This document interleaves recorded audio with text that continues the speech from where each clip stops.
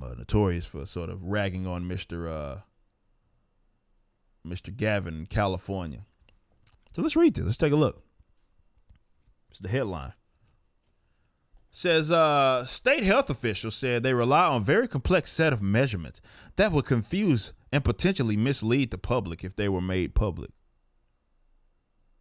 Let's repeat that one more time because I don't think y'all heard what I said. I'm going to repeat it one more time. State health officials said they rely on a very complex set of measurements that would confuse and potentially mislead the public if they were made public. Okay, so long story short, they, or rather kind of saying this, they withhold information from the public because you can't be trusted with it. You can't be trusted to assess it yourself because you might be misled. Now, why on earth would they say that? Let's read. So being reported by Fox out of California. Says local news.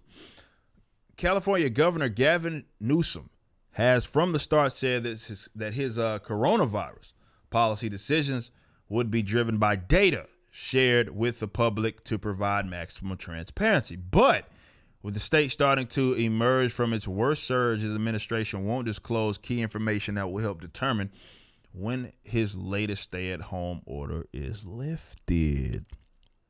Well, that's interesting. Let's continue on.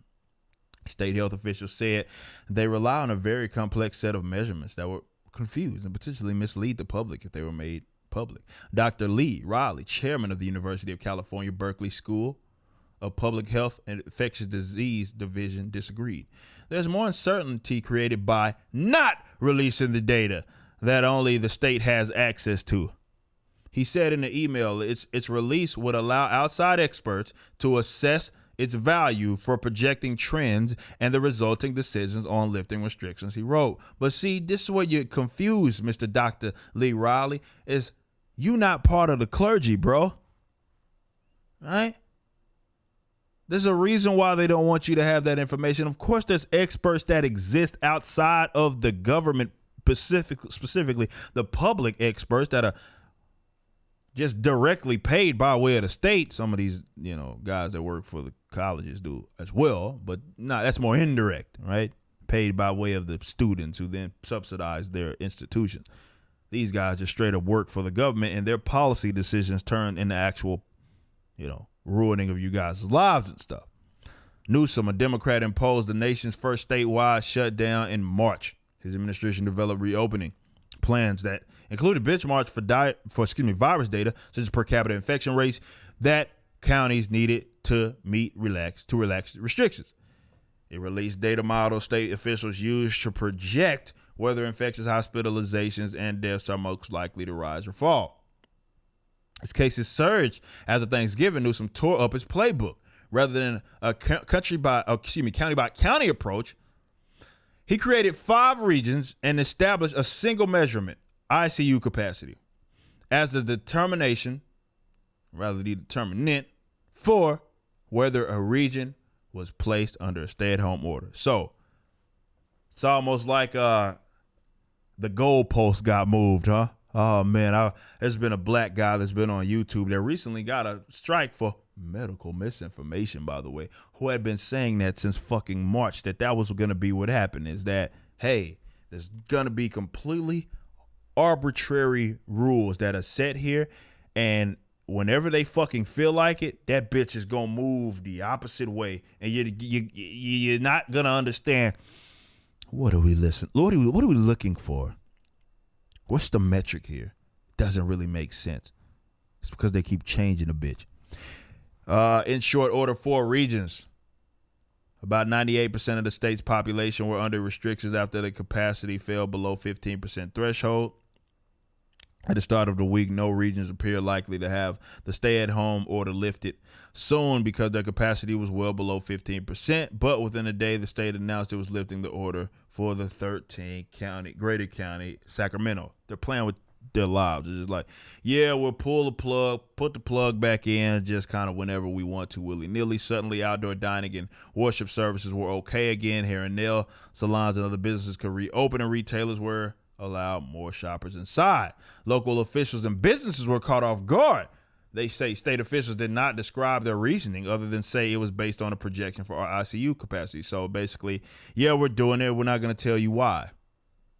State officials relied on a complex formula, which means they pulled it out of their ass, to project that while the Sacramento region's intensive care capacity was below 10%, it would climb above 15% within 4 weeks. On Friday, it was 9%, roughly the same as when the order was lifted. Man, these guys need to read fucking Mises.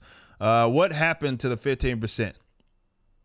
What was that all about? As Dr. George Rutherford, an epidemiologist and infectious disease control expert at the University of California, San Francisco. I was surprised. I assume they know something I don't know. State officials projected future capacity using a combination of models. When they use those like terms like combination of models, complex models, it's basically some shit that they made up and they're just fucking with it along the way.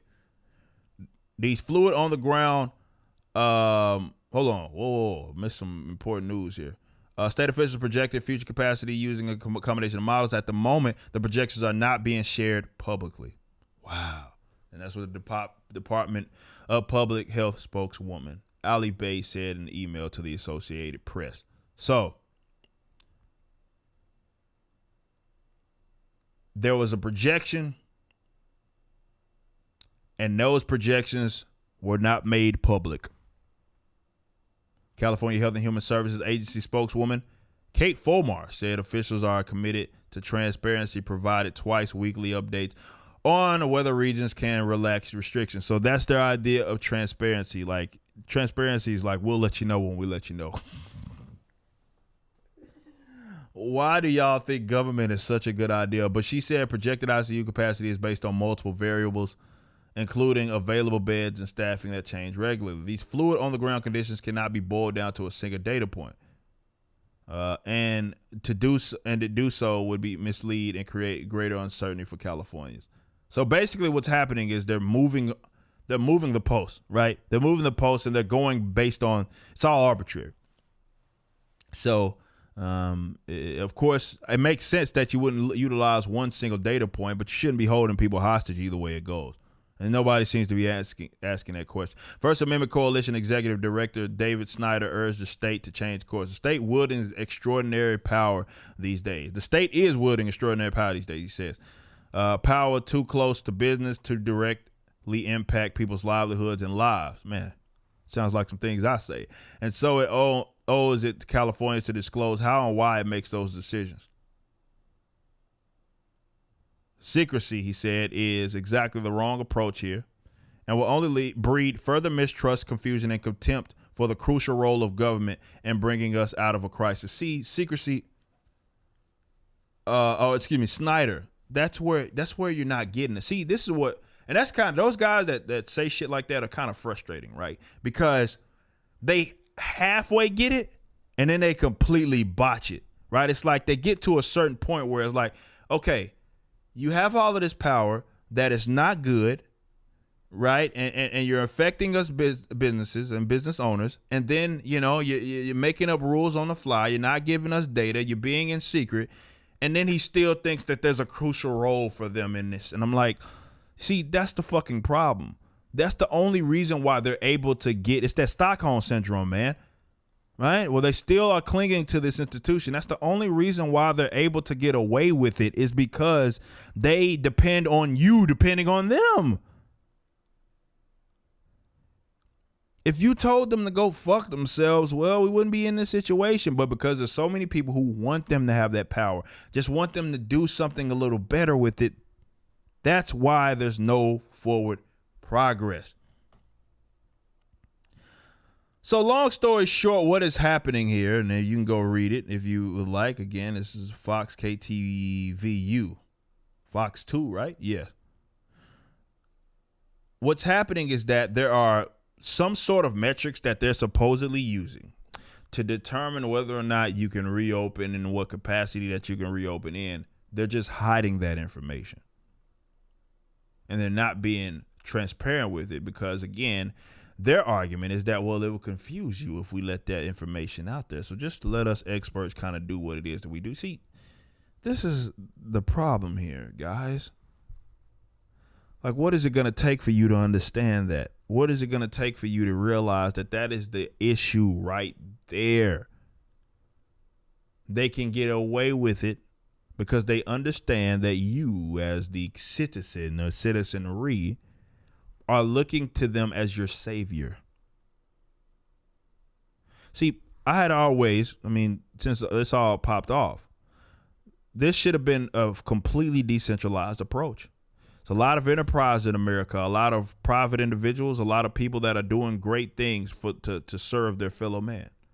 The idea that you could just centralize it and have all of that, every decision making coming from one entity that can impact the largest geographical area, see, that's the problem.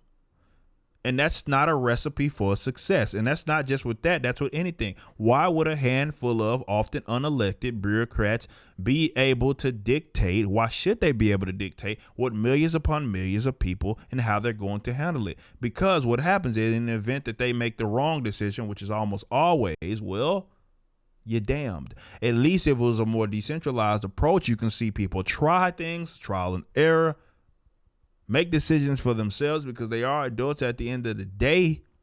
I know we're dealing with public health, but, we've been dealing with public health since, we've been alive.